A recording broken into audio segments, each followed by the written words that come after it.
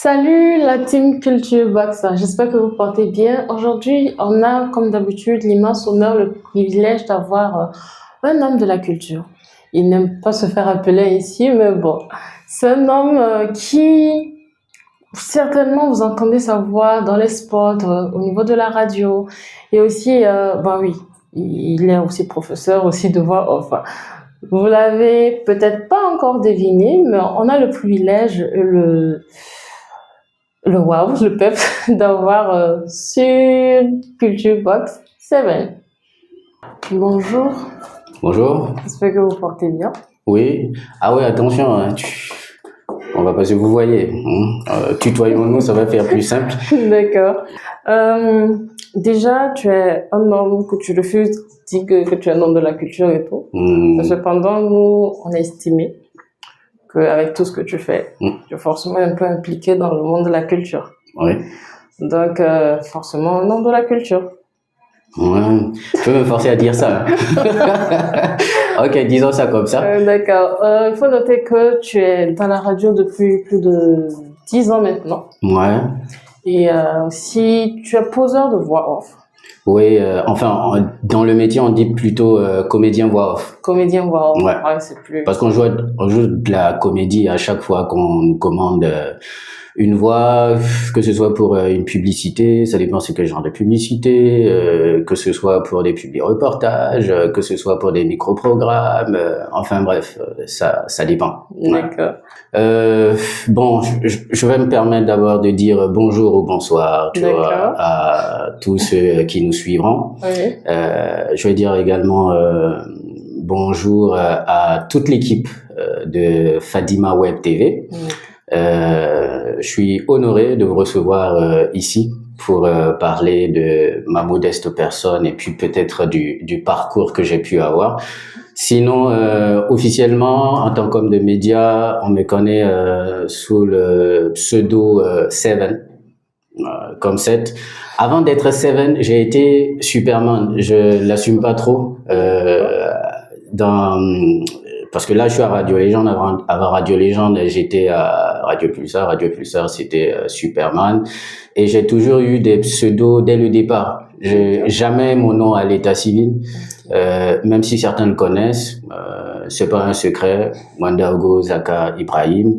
Mais bon, pour des raisons professionnelles, je préfère juste rester sur des surnoms. Je trouve que c'est moins envahissant, c'est moins personnel, parce que rapidement les gens peuvent s'identifier, tu vois. Rien que pour les questions, tu vois, d'ethnie, ce genre de choses, ça pourrait vriller, aller loin, alors que ce n'est pas forcément nécessaire, tu vois. Donc, je fais la radio, comme tu l'as dit, officiellement, officiellement 2014. Officiellement 2014, donc ça va faire 11 ans maintenant. Sinon, j'ai traîné un peu dans les couloirs de la radio bien avant cela, pour parler que du côté animateur, parce que je suis animateur radio, aujourd'hui directeur de programme également, ici à Radio Légende. Et quand j'ai commencé, je pense que c'était beaucoup plus tôt. Pour ce qui concerne la radio, je sais que j'avais déjà fait mes premiers pas quand j'étais encore dans la dizaine d'années.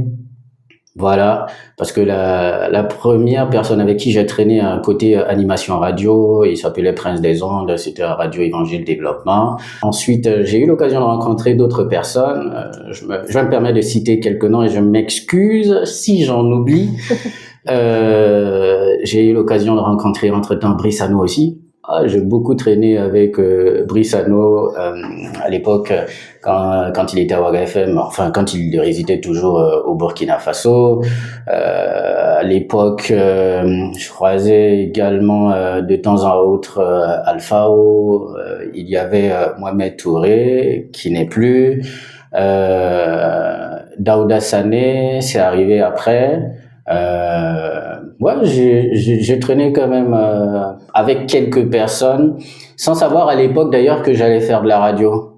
j'ai toujours baigné dans ce milieu, j'ai toujours eu une oreille attentive à la radio et puis m'arrive à un moment donné où j'écoutais la radio tous les jours comme un auditeur. Je dormais avec la radio, je me réveillais avec la radio, voilà. Et puis, beaucoup plus tard, chemin faisant, on est tombé dedans. Par hasard comme ça, j'écoutais une annonce. J'écoutais une annonce de Pulsar. À ce moment, c'était Radio Aner. Et donc, bah ouais, j'ai décidé de participer. Et puis, j'ai été retenu. Il y avait aussi Monsieur Tano, chef d'antenne. C'est d'ailleurs lui, quand j'arrive et que on doit m'essayer d'abord, tu vois, Oui. avant que tu n'arrives, bah voilà, tu es qui, quoi, tu proposes quoi, toi. D'accord. Donc, quand on me reçoit, je ne savais pas. Il me dit, puisqu'on était en même temps dans un studio, il me dit, vas-y, essaye, anime-moi un truc là. Je dis, hein, comment ça, anime-moi un truc là? Bon, on a improvisé, apparemment, c'était assez pour convaincre. Du coup, voilà. Pour ce qui concerne un peu le petit parcours au niveau de la radio, donc vraisemblablement, ça a commencé ainsi. Et on est venu dans le milieu, et puis on m'avait dit rapidement, je me rappelle, ça c'était Daouda Sani qui m'avait dit, j'espère que tu n'es pas venu pour chercher de l'argent ici. Mais non. C'est vrai que depuis que j'y traîne, je n'ai pas encore vu beaucoup d'argent.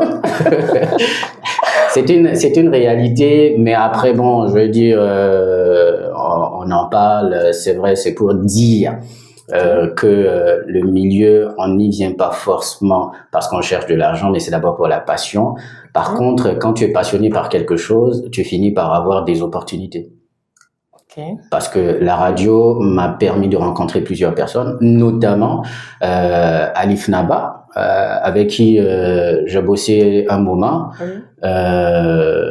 Donc c'est par la radio. Et d'ailleurs quand je commence en fait mon émission ici à Radio Légende, j'avais commencé avec Urban Hits et entre-temps je cause avec Alif Naba parce que c'est quelqu'un qui est très ouvert, tranquille, tout ça, il n'a pas de soucis. Et puis on causait, et puis en temps il me donne des idées pour mon émission, quoi. Okay. Il te balance des choses auxquelles tu n'avais pas forcément pensé. Okay. Et quand j'ai toujours l'occasion, je ne cesse d'être reconnaissant pour ce qu'il m'a apporté également, parce que il n'hésite pas à être disponible, tu vois, et il m'a permis de voir l'animation radio sous un autre angle, tout ça. Après, j'ai essayé un peu la télé. Ouais, j'ai essayé un peu la télé, mais bon, je sais pas. Je sais pas si j'ai pas trop aimé ou c'est la télé qui m'a pas trop aimé. L'un dans l'autre, j'ai décidé de prendre un peu mes distances. D'accord. Même si bon, je ferme pas les portes à des opportunités, pourvu que ça rentre en compte avec ce que je veux ou ce que j'aime. Voilà. Pas de souci. Bon, vu que vous avez parlé de télé déjà, parce qu'on avait eu quelques topos disant que vous étiez passé à la télé. Ouais, la télé, j'ai fait BF1 d'abord. BF1, c'est passé par Brissano parce qu'à l'époque, il présentait là-bas. Donc, je suis arrivé en tant que chroniqueur à la télé. Il s'est trouvé après qu'il devait bouger. Donc, l'équipe de l'époque, c'était un peu disloqué. Et puis, j'avais eu l'opportunité de pouvoir continuer après cela, mais je sais pas, mon expérience en télé ne ressemblait pas à celle de la radio. Je pense d'ailleurs, on s'en marrait, tu vois, derrière, hors caméra, parce que tu me dis, tu trouves pas des informations sur moi. et tu vois pourquoi je préfère la radio. Ouais. Parce qu'on ne me voit pas forcément. Tu vois, on m'entend peut-être, mais on ne me voit pas forcément. Je n'aime pas forcément, tu vois, l'invasion de la vie personnelle, ce genre de choses. Je m'excuse parce que c'est pas forcément tout le monde qui l'apprécie bien. Je sais que quelques personnes m'en ont voulu. Certains me l'ont dit d'ailleurs dans le milieu du showbiz, disant « Ah, toi, on te voit pas souvent ». Mais c'est plus lié à ma personnalité. En fait, c'est pas comme si je faisais exprès. Je préfère juste être dans l'ombre. Et tu vois, la radio, ça colle beaucoup mieux avec ce côté. De temps en temps, tu vois, je peux apparaître pour des programmes spéciaux en vidéo, pour des visuels, ça ne me dérange pas. Mais radio, c'est plus cool, tu vois. T'es juste entre toi et les murs et ton micro. Et puis, les gens écoutent de l'autre côté, ils imaginent en fait comment tu es. Effectivement. Souvent, les gens te rencontrent, ils disent « Ah, ce n'est que ça. » Les gens qui t'imaginent beaucoup plus grand, tu vois. Oui. Certains qui disent « Ah non, ça, non, c'est pas... » Je sais que quand j'ai commencé ici d'ailleurs, puisque c'est Nostalgie qui est devenu Radio Légende, le premier jour quand j'ai commencé, il y a un commerçant à Koulba ici qui a couru et puis qui est monté à la radio qui dit il veut voir en fait le nouvel animateur. Il me voit et dit hey, mais c'est pas un blanc. Bon, donc ce sont des anecdotes comme ça. Donc je m'excuse si je n'apparais pas beaucoup. C'est pas forcément bien. Tu vois. On est plus ou moins dans le monde de la culture. Même si, bon, tu vois, ça reste à définir. C'est quoi la culture et moi, je pense que je suis plus du domaine du divertissement. Et on pourrait parler peut-être de la culture artistique, tu vois. Le côté vraiment art de la culture, parce que la culture, c'est beaucoup plus gros. Donc, ouais, c'est ça. Il y a eu côté média, il y a eu le côté aussi... comment on dit ça, comédien voix off. Je suis devenu comédien voix off plus tard. D'accord. Parce que j'aimais beaucoup enregistrer.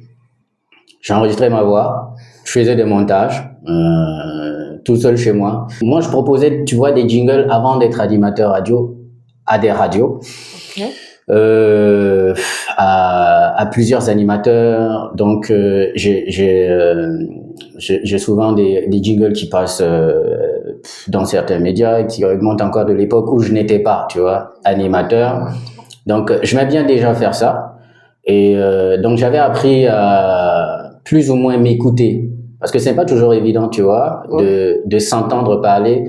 C'est drôle, hein, mais les gens n'imaginent pas que pour les hommes de médias, c'est pas toujours plaisant, tu vois, de s'écouter. Les gens trouvent ça bizarre, mais bon, voilà.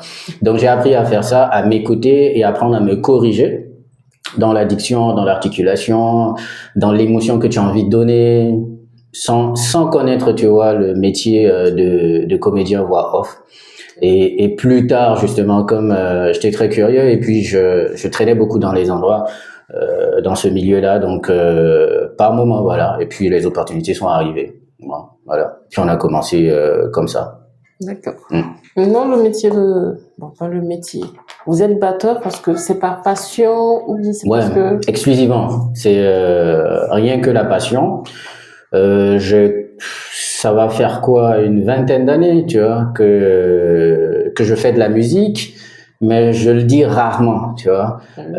La dernière fois, ça c'est Ligma qui m'a plus ou moins mis un peu, tu vois, dans le pétrin quand il voulait revenir sur la scène et que son batteur, Cheikh Baldé, s'est cassé le pied. Et puis, il y a Achille Ouattara, qui est un grand musicien, qui a presque joué avec tous les artistes ici. D'ailleurs, il a une chanson qui marche très bien où il a collaboré avec Smarty. On était en train de causer, tu vois, avec Malik, et puis il expliquait que ouais, il a un souci actuellement, il a commencé les répétitions et puis voilà, son batteur s'est cassé le pied. Et puis Achille lui dit ouais, mais c'est venu là. Je regarde Achille et puis je dis mais il y a quoi? C'est quoi le délire en fait? Et puis il m'a dit ouais, mais c'est vrai. En plus je le savais, mais je l'ai jamais vu jouer. Je pensais que c'était de la blague, tu vois. Et il m'écrit un jour et puis il dit frère, tu es où? On commence bientôt les répétitions. J'ai dit tu es sûr? Parce que j'avais jamais fait ça. Moi j'ai joué la musique pendant longtemps qu'à l'église. Okay. Et ce n'était que ça. Donc un bon nombre des musiciens qui jouent avec la plupart des artistes, j'en connais. je suis très proche de certains, un peu comme le batteur de Bila Kakora. On se connaît très bien depuis très longtemps. À l'époque, il y avait encore la galère, tu vois, ce genre de choses. Et donc, c'est ce qui a fait que plus ou moins certains m'ont vu. Donc, c'est juste ça. La batterie, c'est juste de la passion. C'est un truc que j'ai kiffé depuis parce que ma maman était déjà percussionniste, joue les instruments traditionnels. Donc, j'ai appris, quand elle me quand elle me portait encore, ben, ça jouait déjà là. Donc, je pense que je sais pas, je pense que j'ai connecté avec ce délire-là et puis ben, plus tard j'ai fait de la batterie. J'ai peut-être essayé un ou deux autres instruments, mais bon, je suis plus ou moins resté sur la batterie. Voilà. Maintenant, si tu dois parler de ta carrière, les étapes qui t'ont le plus marqué seraient quoi? Quand je commence le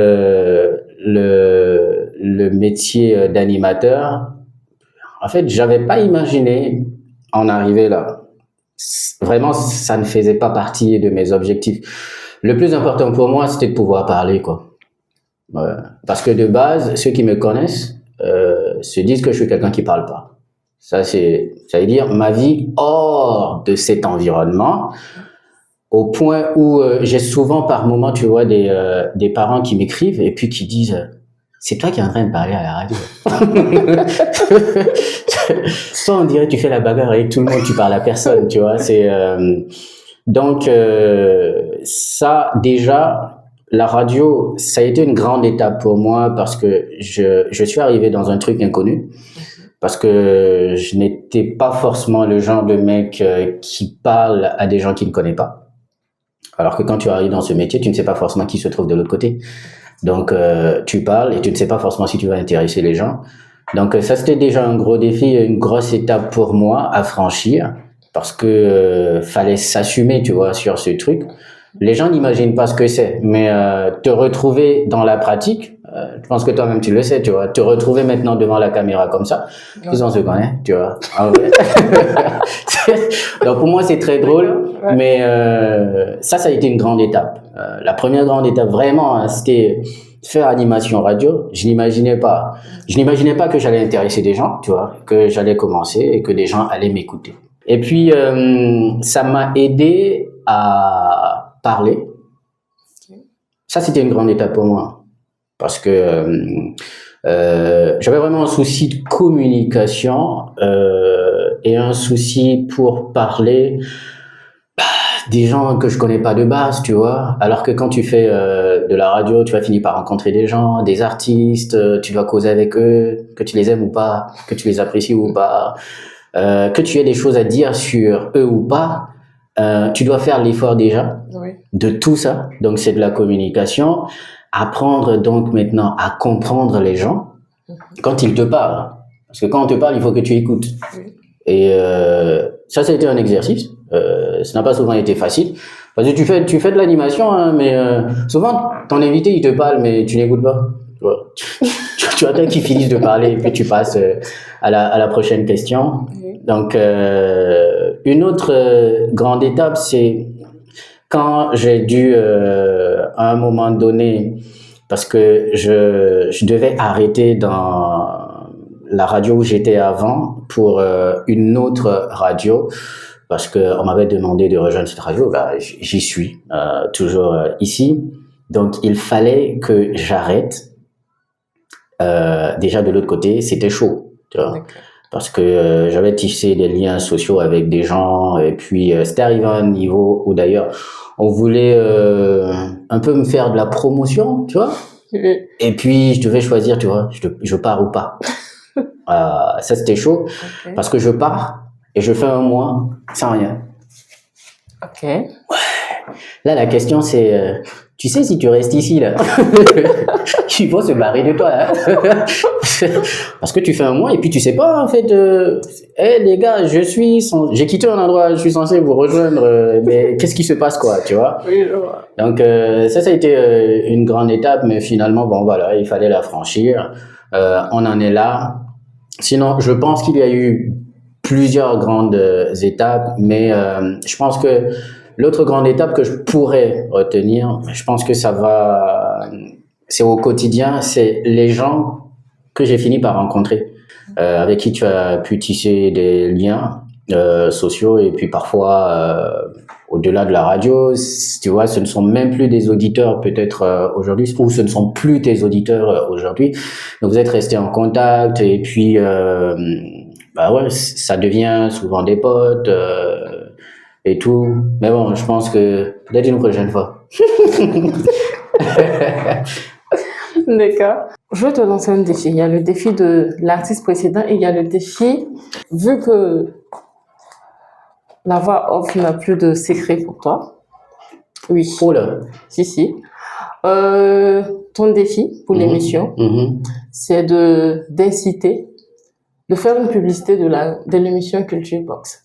Ok. Sur Fadima Web TV. Voilà. Très bien. En fait, tu profites de moi, hein, parce que normalement, c'est payant. Hein.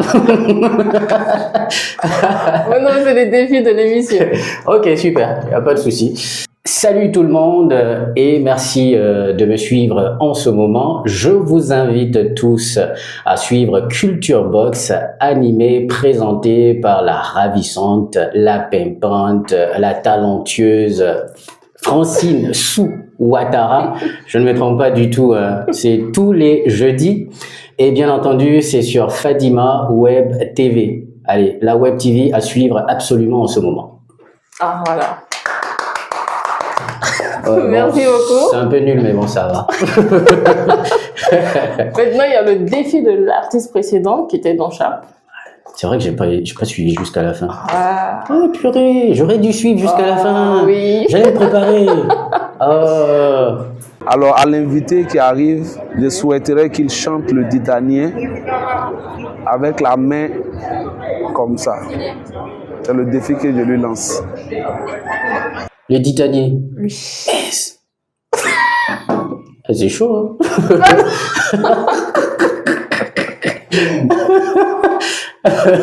Comment ça, c'est chaud? Mais c'est quoi, il faut tout chanter? Ouais, le Ditanien de A à Z, quoi. De A à Z. Ah non, mais il faut tout le texte. Hein. Tout le texte. Le Ditanien. Oui. Bah, je ne l'ai pas par cœur, hein. Je suis désolé. Je vais vous faire le Ditanier. C'est un défi qui m'a été lancé par Don Sharp. Donc, c'est le Ditanier. Le point levé donc. Contre la féerie humiliante, il y a déjà 1000 ans, la rapacité... C'est chaud, hein? Oh. La rapacité venue de loin les asservir il y a 100 ans. Contre la cynique malice métamorphosée en néocolonialisme et ses petits servants locaux. Beaucoup franchèrent et certains résistèrent, mais les échecs, les succès, la sueur, ça ont fortifié notre peuple au courage et fertilisé sa lutte héroïque. Et une seule nuit a rassemblé en elle l'histoire de tout un peuple. Et une seule nuit a déclenché sa marche triomphale vers l'horizon du bonheur. Une seule nuit a réconcilié notre peuple avec tous les peuples du monde à la conquête de la liberté et du progrès. La patrie ou la mort, nous vaincrons. Franchement... Ça n'a pas été simple, nous sommes arrivés. Ouais, c'était chaud. Ah ouais. Mais franchement, hein, merci à lui pour le défi. C'était bien pensé. Merci encore merci d'avoir accepté parce que tu n'as pas pour habitude d'accepter faire des interviews. Donc, merci pour cela. Et on espère que si toutefois l'on vient à nouveau pour parler davantage, parce qu'on ne peut pas finir de parler d'une personne qui a plusieurs expériences. 26 minutes, c'est très court, quoi. Donc, j'espère que tu vas accepter encore nous ouvrir des portes. J'espère que quand tu reviendras, j'aurai encore, tu vois, ce mood-là de vouloir accepter. Bah, merci à Fadima Web TV. D'avoir pensé à moi, c'est un honneur. Et puis merci à Culture Box, merci à toi Francine. J'ai fait l'effort, tu vois. J'ai pas, tu vois, j'ai pas sorti les parenthèses. Ouais, ça pourra revenir une prochaine fois. Ouais, on va faire ça. Merci beaucoup. Quant à vous, famille Culture Box, on se dit à très bientôt. Salut!